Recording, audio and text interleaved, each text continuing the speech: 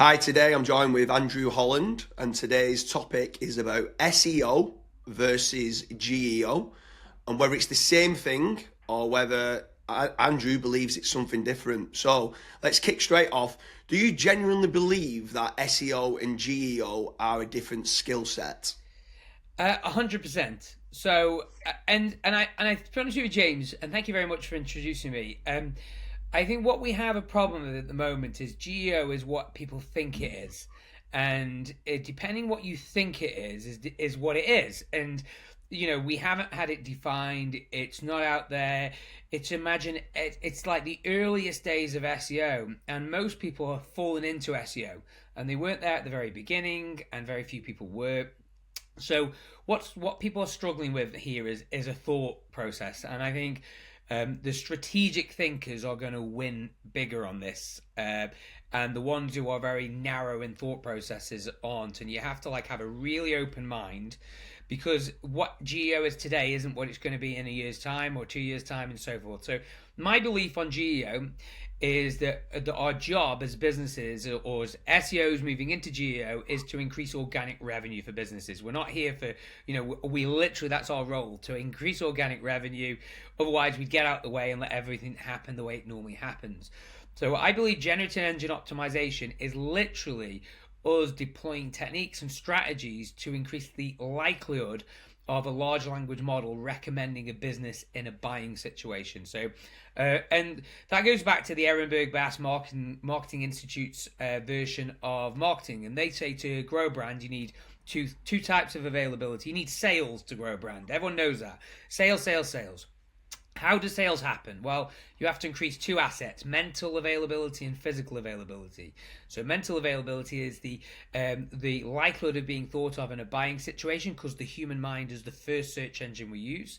And then physical availability, the ease and convenience of being purchased from. And this applies to everything from fast moving consumer goods to the local corner shop to any SEO agency and so forth. And those availabilities work. Now, Byron Sharp, the professor at Ehrenberg Bass who came up with these concepts, he made a comment once on a LinkedIn post that I'd wrote, and he talked about that everything is AI availability now, and or it's going to be. And I believe AI availability is a very simple thing. So our job is to increase the likelihood that you're thought of in a buying situation by AI. And I say thought of because we don't really know how it thinks.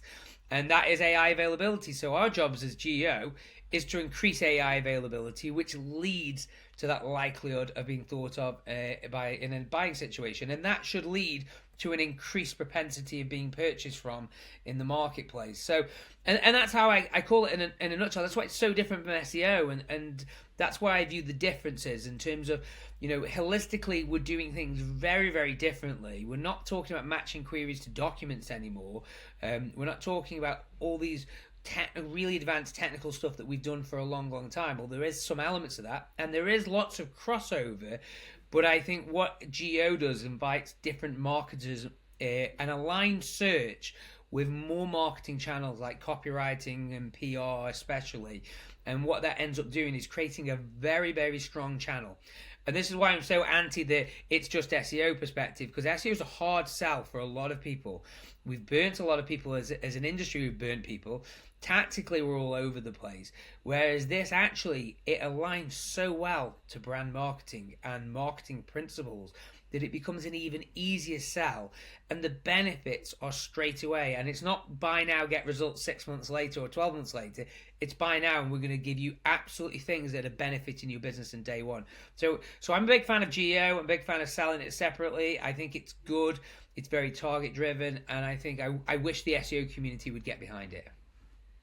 Yeah, for sure. I think a lot of the SEO community that are saying it's the same. I mean, there is a lot of overlap between SEO and GEO, but the fact that business owners now are aligning two different budgets, one for GEO and one for SEO, then's telling you that you should be marketing for both. And I think for me, some of these people that are saying it's the same thing, they're missing out on a pot of money. So like why would you, as being an SEO specialist or a GEO specialist or whatever, why would you be saying, if you are an SEO specialist, saying that it's the same thing when business owners have got two different budgets. Now, if you just say it's the same thing, and then another GEO specialist came along and says, no, we specifically get you in ChatGPT, we get you in Perplexity, we get you in the Gemini AI overviews, they're going to sound a lot more of a specialist anyway, even if they genuinely do the same things, which obviously there is different skill sets. But I just don't understand why you'd fight the argument that it's the same thing.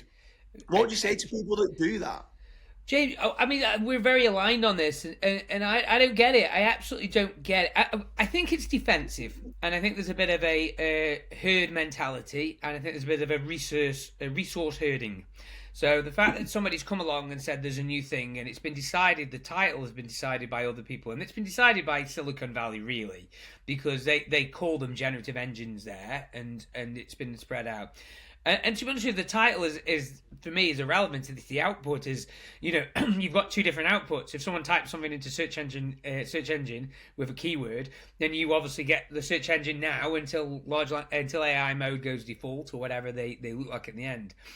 There's a lot of lap up, but I don't understand why SEOs don't look at this as a fantastic opportunity, because what we're really talking about is, do you want to be ranked in 10 blue links, or do you want to be recommended by a large language model? That's the two goals. And if someone says, I want to increase the amount of times my business is recommended by AI, that's a very specific goal and outcome. And that's not like, you can't say, well, yeah, but we got you ranked, but I'm not recommended. Well, there's two different outcomes there. So I think GEO allows people to be very outcome specific. I'm paying you for X. Did you deliver Y? And did you measure it properly? And that's a big subject. And I think for SEOs, it's another thing to sell. And we're in a time when, AI is coming in, and there's lots of information out there where services might have to reduce in costs. And some people's SEO budgets, like they sell SEO for peanuts, and some people sell it for a lot. And so I think generally people are going to be looking at output value, what they can get. It's a very transient market in terms of there's lots going on, lots of shifting. So I don't understand why anybody would absolutely ignore the opportunity to maybe have a bit of a rebrand of SEO, which I think is kind of good anyway. It's good. One, it puts us in the future. Two, it gets everyone talking about GEO. So every SEO can go and talk about something other than just SEO. It's exciting. We can flood the internet talking about it on YouTube channels. We can write articles about it.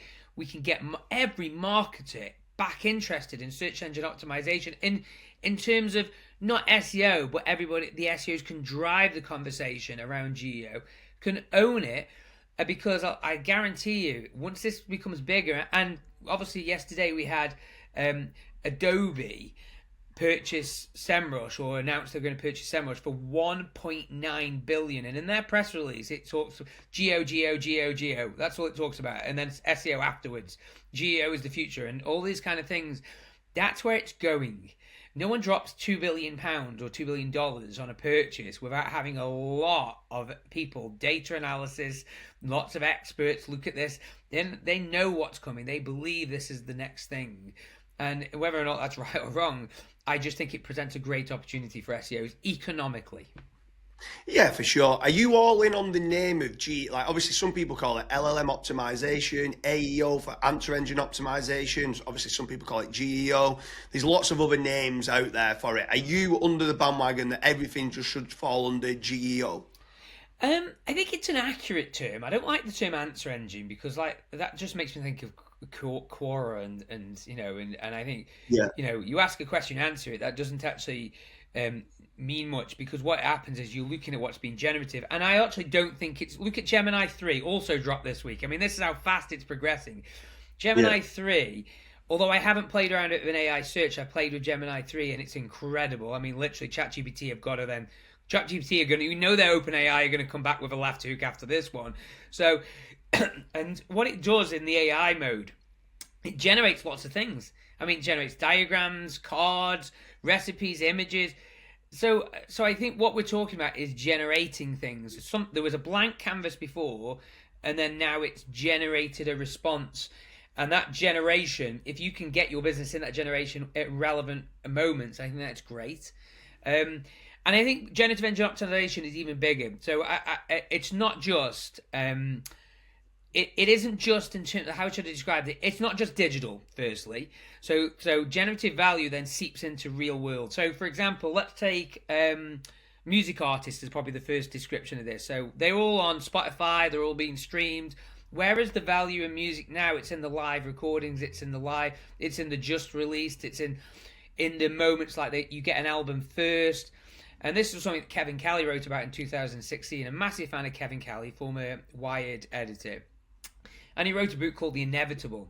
And in that, he actually said in 2016 that by 2026, Google's major project will not be search, it will be AI.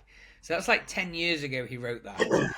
And in it, he talks about generative value. Now, it's not the value you get as a result of generative engines. He doesn't talk about that to a degree. He talks about the value outside of generative engines. When everything is free, everything is a copy, then people go for other things. So I think generative value is a great term. I think we can get behind it, but also I think it leads into other values you can create. So, I mean, something obviously we've met at networking events. You know, what happens when you take the digital communities and make them real, and then that creates another enterprise stream. So the generative sector creates value in different ways. And then I wrote an article for Marketing Week ages ago about video games. So video games are now entering a world where they get generated and 3D worlds get generated and people can engage in 3D worlds. Well, there's generative value there. So I think generative engine optimization is an industry potentially. We're talking about it now, GEO, SEO, but I think it will get bigger and bigger and bigger.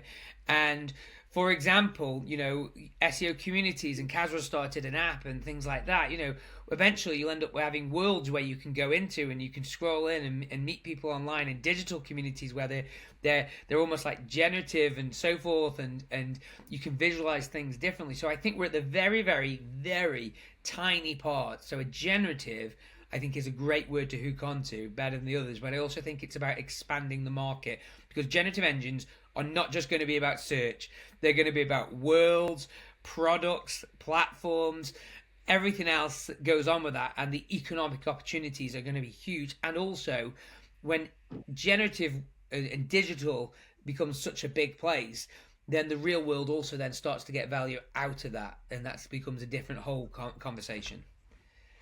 Yeah, that's absolutely great. So, Andrew Holland, I've absolutely loved your SEO versus GEO kind of explanation, the differences. If anyone's watching this, let us know in the comment section. Do you think that SEO and GEO are different? Why do you think they're different? It'd be good to hear your feedback. It's been a pleasure as always, Andrew, and I shall Thank you. see you again soon.